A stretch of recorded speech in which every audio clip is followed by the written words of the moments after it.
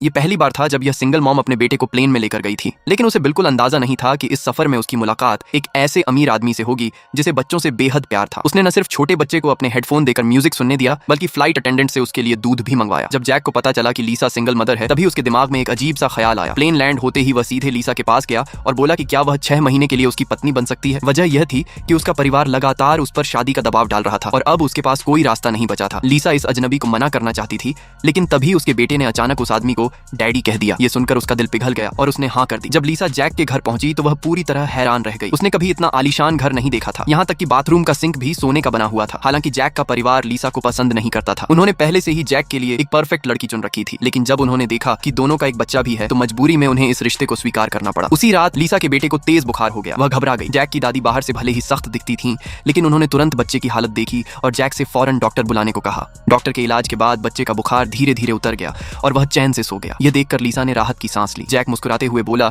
कि उसकी दादी बच्चों से बहुत प्यार करती हैं, बस दिखाती नहीं है। कुछ ही दिनों में पूरा परिवार लीसा के बेटे पर जान छिड़कने लगा। हर कोई उसे गोद में लेकर खेलना चाहता था। परिवार वाले तो बच्चे का नया नाम रखने की बात भी करने लगे। लेकिन तभी एक दिन लीसा की नींद खुली और उसने देखा कि उसका बेटा कमरे में नहीं है। वह घबरा गई। उसने तुरंत जैक को उठाया और नीचे भागी। नीचे पहुंचकर उसने देखा कि जैक की बहन उसके बेटे को गोद में लेकर खेल रही थी। लीसा ने खुशी से अपने बेटे को उसके निकनेम सलीम से पुकारा, लेकिन जैसे ही परिवार वालों ने यह नाम सुना, पूरे घर का माहौल अचानक जम सा गया।